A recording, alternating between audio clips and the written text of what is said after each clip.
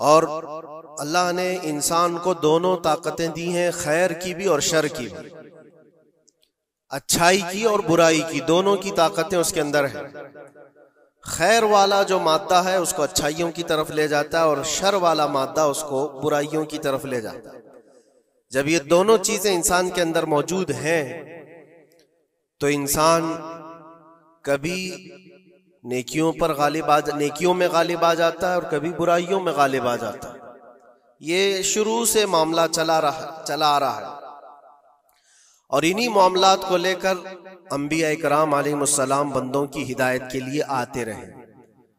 अल्लाह तबारक व तआला ने बंदों को यूं ही नहीं छोड़ दिया, बल्कि अपने पैगंबरों को भेजा और खैर और शर के दरमियान तमीज सिखाने के लिए अंबिया आते थे, यही बताने के लिए कि तुम जिस रास्ते पर चल रहे हो, अगर ये गलत है तो गलत और सही है तो सही। और आखिरी नबी हमारे आका मोहम्मद सल्लल्लाहु तआला अलैहि वसल्लम के बाद फिर ये काम उम्मत के उलमा औलिया अंजाम देते रहे। आज जो जरूरी बात मैं अर्ज करना चाहता हूं वो ये है कि इस्लाम का जो निजाम है खैर को फैलाने के लिए है और शर को दबाने के लिए। इस्लाम पूरी ताकत इस पर लगाता है कि खैर का नशर हो, उसकी तबलीग हो और बुराइयों से लोग बचें। और आपको पता है अल्लाह ताला ने हमारा लक़ब कुरान में क्या बयान फरमाया, कुंतुम खैर उम्मतिन, तुम खैर उम्मत हो, यानी बेहतरीन उम्मत हो। उखरिजत लिन्नास, लोगों में अल्लाह ने तुमको सबसे बेहतरीन उम्मत बनाया। लेकिन वजह क्या है, किस वजह से तुम्हें खैर उम्मत कहा गया? आगे खुद अल्लाह ताला कुरान में फरमाता है, कुंतुम खैर उम्मतिन उखरिजत लिन्नास तअमुरून बिल मारूफ व तनहौना अनिल मुनकर, तुम लोगों को अच्छाई का हुक्म देते हो और बुराइयों से रोकते हो। यह हमारा खासा है, यह हमारी स्पेशलिटी है। अच्छाइयों की तालीम देना, उसकी तरगीब देना, उसकी तबलीग करना, उसको फैलाना, ये इस्लाम का निजाम है। और बुराइयों से रोकना, ये इस्लाम का निजाम है। और खैर उम्मत होने के सबब आपको ये काम करना ही होगा। लोग अगर ये सोचते हैं कि ये सिर्फ मौलाना लोगों का काम है या मुबल्लिग का काम है, माइक मिलेगा तो ही तबलीग करेगा, नहीं। हर मुसलमान की जिम्मेदारी है कि वो खैर को अपनी ताकत के मुताबिक लोगों में फैलाए और बुराई देखे तो उसको रोके। और बुराई देख करके खामोश रहने वाले का वही अंजाम है जो बुराई करने वाले का अंजाम है। एक हदीस में मिलता है, जिब्राइल अलैहिस्सलाम एक बस्ती पर अजाब नाजिल कर चुके थे अल्लाह के हुक्म से। वो बस्ती गुनहगार थी बहुत, लेकिन उसमें एक नेक बंदा था, बहुत परहेजगार था, कभी गुनाह नहीं किया था उसने। उन्होंने अल्लाह की बारगाह में पूछा जिब्राइल ने कि मौला, इस बस्ती में एक नेक बंदा भी है, इसका क्या किया जाए? अल्लाह तबारक व तआला का हुक्म जलाल था कि उसको भी उसी में तबाह कर दो, अजाब में उसको भी गिरफ्तार कर दो। अजाब उस पर भी आया। जिब्राइल अलैहिस्सलाम काफी दिनों के बाद फिर रब ताला की बारगाह में पूछते हैं कि उसका क्या कसूर था? वो तो तेरा इबादत गुजार बंदा था, नेकोकार था, गुनहगारों पर अजाब आया, लेकिन इस पर क्यों आया? अल्लाह ने फरमाया, वो नेक तो था लेकिन उसकी आंखों के सामने बुराइयां होती तो इसको कुछ फर्क नहीं पड़ता था, ये देखता और खामोश रह जाता था। तो गुनाह करने वालों का और बुराइयों का अड्डा सजाने वालों का जो अंजाम है वो देखकर खामोश रजामंदी रखने वालों का भी वही अंजाम होगा। इसलिए उम्मत की जिम्मेदारी है ये कि आप अपने इर्द गिर्द अगर बुराइयां देखें और गलत बात देखें तो उसको रोकें। और रोकने की आपके पास जैसी ताकत हो, जुबान से रोक सकते, जुबान से, हाथ से रोक सकते, हाथ से। ये दोनों की ताकत नहीं है तो दिल में बुरा जानकर उस जगह से उठ जाओ, उस जगह का बायकाट करो। ये तो कम से कम कर ही सकता है इंसान। हो सकता है आज के दौर में हाथ का इस्तेमाल तुम्हारे लिए बहुत मुसीबत बन जाए, तुम्हारा उसके ऊपर हुक्म नहीं चलता हो, जुबान का इस्तेमाल नहीं कर सकते हो, मजबूर हो। तो इसमें क्या मजबूरी है कि अपने दिल से बुरा जान करके उठो।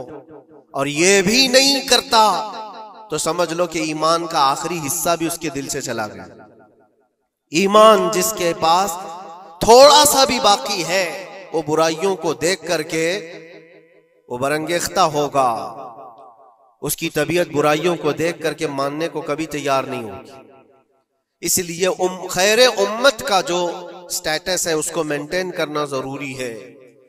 यही तो बात है मेरे अजीजों, हजार तरह की मुसीबतें आए हम पर, लेकिन हम उस मिशन को नहीं छोड़ सकते जो हमारे ईमान का हिस्सा है, जो हमारे ईमान का हिस्सा है। हमें जो बुराई नजर आएगी उस पर बोलना हम पर वाजिब है, और उस पर भी खामोश और मसलहत की और हिकमत की बात करके उसके बहाने से गोशा नशीन हो जाना, ये उम्मत की जिम्मेदारी नहीं है। ये तो रास्ता तलाश करने और बहाने की बनाने की एक सोच है। बाकी हर आलिम दीन हो, हर मोमिन हो, बुराई को देखे तो उसका इजहार करे और लोगों को रोकने की कोशिश करे। एक बात और मैं बताऊं, मुआशरे में कुछ सूदखोर हैं, कुछ शराबी हैं, और उनके मुतालिक ऐसा है कि वो अच्छा असर और रसूख रखते हैं। हमारे इलाके में एक मर्तबा ऐसा हुआ था कि मुझे एक जगह तकरीर के लिए बुलाया गया और कहा गया पहले ही से कि यहाँ पर सूद का कारोबार ज्यादा चलता है, आप इस पर बराए करम कुछ न बोलें, क्योंकि हमारे मोहल्ले के बड़े बड़े जिम्मेदार लोग जो हैं वो सब इस कारोबार में मसरूफ हैं। आप सूद पर कुछ न बोलें, बाकी आपकी हर तकरीर सुनने को तैयार है। मैंने उस दिन कसम खा ली, पूरा 1 घंटा सूद पर ही मैंने बयान किया। नहीं बुलाना, इसके बाद ना बुलाओ, लेकिन हम समझौता इस बात पर नहीं करते कि तुम्हारी तबीयत देख करके बात करें, हम रसूलुल्लाह की शरीयत देखकर बात करें। एक आलिम दीन का यह हक है कि वो बुराई को देखे तो उसका इजहार करके मना करे। मुखालिफत होगी, हमें पता है, बुराइयां करने वाले करेंगे, लेकिन यहां पर एक बात मुझे याद आती है, इस बज़्म में मकसूद है इस्लाह मफासिद। नश्तर जो लगाता है वो दुश्मन नहीं होता। डॉक्टर तुम्हारी फोड़ी को अगर काटता है चाकू से तो वो कातिल नहीं है, वो किलर नहीं है, वो तुम्हारे जिस्म से फोड़ी को काट रहा है, वो नासूर को निकाल रहा है। तुम्हारे अंदर बुराई को अगर हम रोक रहे हैं, बुरा थोड़ी देर के लिए लगेगा। इसीलिए मैं अक्सर एक जुमला कहता हूं, बुखार की दवा कड़वी होती है, निगल लो तो फायदा है। जाहिर सी बात है तुम्हारे अंदर कुछ बुराइयां हैं, अगर हमने उसको कहा, उंगली रखी, तो हो सकता है आप हमको उलमा की फहरिस्त से ही हटा देंगे, कहेंगे ये मौलाना ही नहीं है, ये आलिम ही नहीं है, क्योंकि तबीयत जल्दी किसी को एक्सेप्ट नहीं करती। बुराइयों से रोकना एक बहुत बड़ी जिम्मेदारी है। जानते हैं मक्का मुकर्रमा में सारे लोग हुजूर पाक सल्लल्लाहु तआला अलैहि वसल्लम के ऐसे फिदाई थे, ऐलान नबूवत से पहले की बात कर रहा हूं, हुजूर के अखलाक पर कोई उंगली नहीं उठा सकता था। जितनी अच्छाइयों का हुजूर ने हुक्म दिया सबको वो एक्सेप्ट करते थे, मानते भी थे, लेकिन जहां बुराइयों के लिए रोका कि ये गलत है, उसको एक्सेप्ट करने को तबीयत नहीं मानती। इतने सालों से हम करते आ रहे हैं, अभी आप आकर रोक रहे हैं, यही तो दुश्मनी शुरू हुई।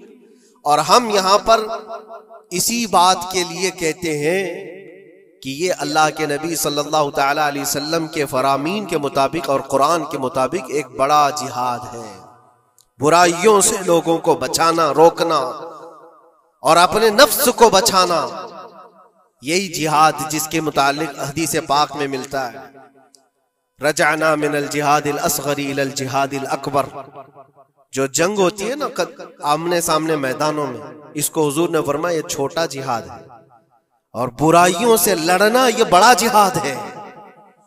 अपने नफ्स से लड़ना जो बुराइयों की तरफ हमें लेकर के जाता है, या बुराइयों से रोकना किसी को, ये बड़ा जिहाद है।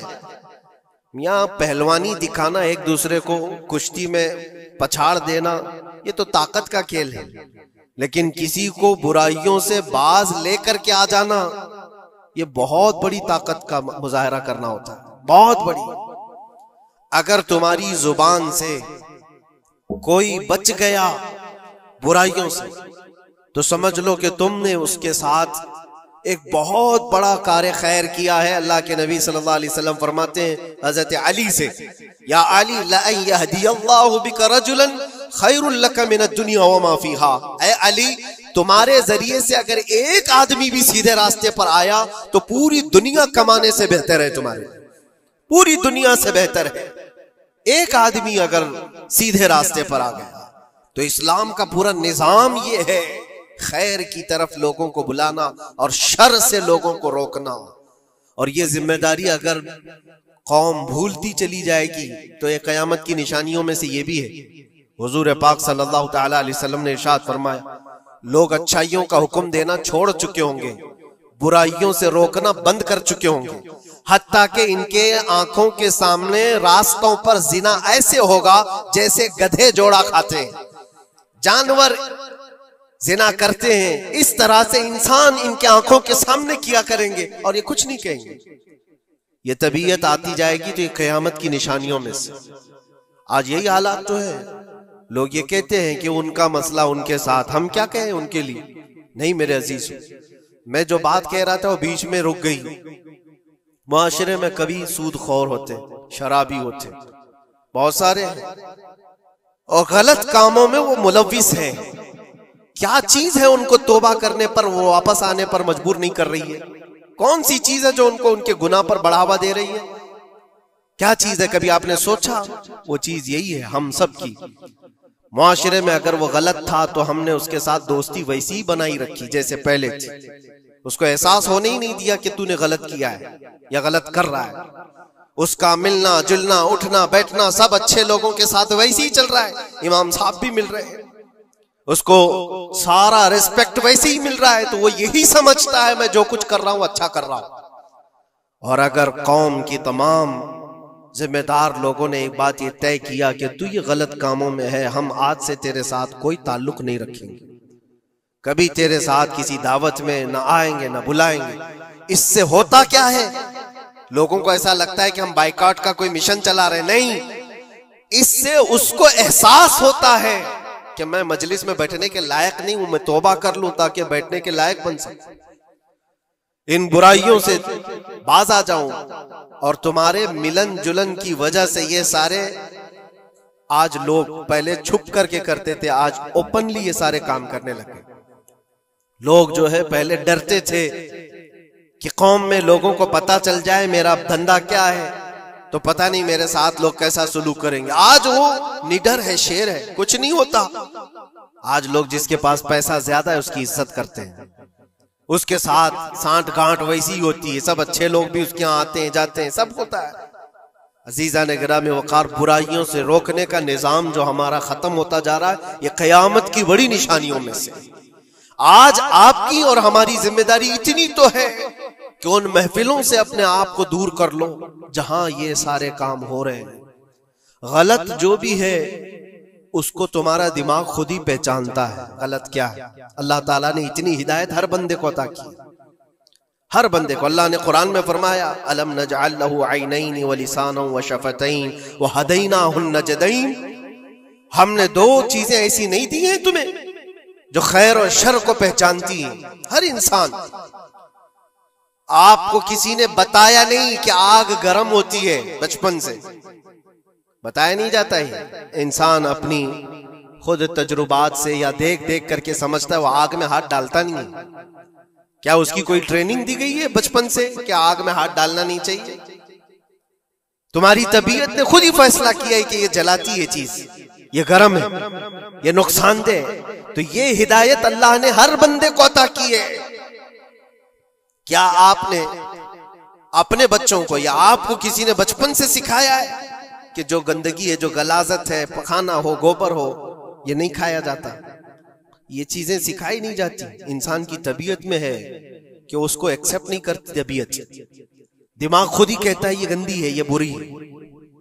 तो इतनी हिदायत तो अल्लाह की तरफ से है खैर और शर को पहचानने की। और कुछ ऐसी बारीकियां हैं जिसको उलमा बयान करते हैं, ये बुरा है और ये अच्छा है। अजीजा ने गिरामी वकार, आज उम्मत की ये बहुत बड़ी जिम्मेदारी है जिसको फरामोश किया जा रहा है। इस जिम्मेदारी को ऐसा नहीं है कि सिर्फ उलमा निभाएंगे, अवामुन्नास को भी इस जिम्मेदारी पर आना चाहिए। आवाज हर बुराई के खिलाफ उठाओ, और यहां तक कि इस पर अगर तुम्हारी मौत भी आती है तो वो शहादत की मौत है, वो शहादत की मौत है। बुराइयों से रोकते हुए अगर कोई कत्ल हो गया या अगर कोई दुनिया से इंतकाल कर गया तो उसकी मौत को शहादत की मौत करार दिया गया है। यहां तक कि एक हदीस में यह भी मिलता है कि कोई बंदा हुजूर पाक सल्लल्लाहु तआला अलैहि वसल्लम के बताए हुए तालीमात को लोगों तक पहुंचाने का सफर कर रहा था, लोगों को अच्छाइयों का हुक्म देने का सफर कर रहा था, बुराइयों से रोकने का सफर कर रहा था, इस दौरान उसका इंतकाल हो गया तो हुजूर फरमाते हैं उसका दर्जा नबियों और शहीदों के बीच में होगा कयामत के दिन। उसको दरमियानी हिस्से में रखा जाएगा नबियों और शहीदों के बीच में, क्योंकि एक बहुत बड़ी जिम्मेदारी उठाकर चल रहा है, बहुत बड़ी जिम्मेदारी। अब ये जरूरी नहीं आज मुझे ये माइक मिला या कोई बहुत बड़ा प्लेटफॉर्म मिला जो मुझे लोग सुन रहे हैं, हमारी जिम्मेदारी बड़ी है। आपको आपके घर के बच्चे सुन रहे हैं, आप किसी जगह पर मैनेजर हैं तो आपके मातहत रहने वाले जो काम करने वाले हैं वो आपको सुन रहे हैं। कुल्लुकुम मसऊलुन अन रिअय्यतिही, ये हदीस पाक में है। तुम में से हर कोई जिम्मेदार है अपने मातहत रहने वालों का, तो उनको रोकना तुम्हारी जिम्मेदारी है। अगर पूरी दुनिया को नहीं रोक सकते, पूरे मोहल्ले को नहीं रोक सकते, अपने मातहत रहने वालों को तो रोक सकते हो। अपनी औलाद को, अपने आसपास वालों को जो तुम्हारी बात एक्सेप्ट कर सकते हैं उनको तो रोको, उनको बुराइयों से रोकना ही तुम्हारी जिम्मेदारी है। मुआशरे का निजाम जो आज डिसबैलेंस है उसकी एक बड़ी वजह यह है कि हमने इस जिम्मेदारी को छोड़ दिया है। होता क्या है मैं आपको बताऊं, कुछ घरों से हमें ये शिकायत मिली, बच्चे ऐसे हो गए वैसे हो गए, माँ को उल्टा कह रहे हैं, बाप को गालियां दे रहे हैं, आज ये अपनी मर्जी की चला रहे हैं, फला है वो है। कब तुम्हें ये होश आ रहा है? जब वो 20-25 साल के हो गए। 20-25 साल से तुम सिर्फ और सिर्फ उनको वॉच करते रहे, देखते रहे, और जब बिगाड़ आ गई तब आपको ख्याल आया कि ये बिगड़े हुए हैं। ऐसा है मेरे अजीजों, आपने अपनी जिम्मेदारी का एहसास करना है उस वक्त से जब बच्चा होश के आंख खोल रहा है, और हर जमाने में उसके साथ आप अच्छाई का हुक्म देना और बुराई से रोकना, ये इंतजाम करते रहो। ये मत सोचो मेरा बच्चा बहुत अच्छा है, कभी आंख उठा करके नहीं देखता किसी, तो अच्छा है, लेकिन उसको अच्छे को भी नसीहत की जरूरत है। इंसान की तबीयत है। मैं आपको बताऊं, इस कायनात में सबसे अच्छे लोग कौन थे? सबसे अच्छे वो रसूलुल्लाह के सहाबा, उनसे अच्छे कोई है? और ये मिलता है, बुजुर्गों ने फरमाया क़यामत तक जो सबसे अच्छे पैदा होने वाले थे अल्लाह ने उनको चुन करके रसूलुल्लाह का सहाबी बनाया। सबसे अच्छे लोग थे वो, सबसे अच्छे। लेकिन उन सबसे अच्छे लोगों को भी रसूल पाक सल्लल्लाहु अलैहि वसल्लम 8 दिन से ज्यादा गैप नहीं देते थे, उनको नसीहत करते रहते। जो दुनिया के सबसे अच्छे लोग हैं उनको नसीहत की जरूरत है, तो इस बिगड़े हुए दौर में हम सबको कितनी जरूरत है। वो सिर्फ आपको नहीं, मुझे भी जरूरत है। हम भी ढूंढने के लिए निकलते हैं किसी मशाइख के पास, बैठे वहां पर उनकी नसीहतें हमारे दिल पर असर करें। अज़ीज़ान गिरामी वक़ार, इस जिम्मेदारी से आप कभी अपने आप को सुबुकदोश मत करना। 8 दिन के लिए भी नहीं, अपने मातहत जो है कोई ना कोई चीजें उनको अच्छाइयों का हुक्म देते रहे। इसका असर यह होगा कि अल्लाह की बारगाह में कल आपकी पकड़ नहीं होगी, आपने अपनी जिम्मेदारी पूरी की। वरना क़यामत के दिन ये तुम्हारे नीचे रहने वाले खुद तुम्हारे खिलाफ मुकदमा करेंगे।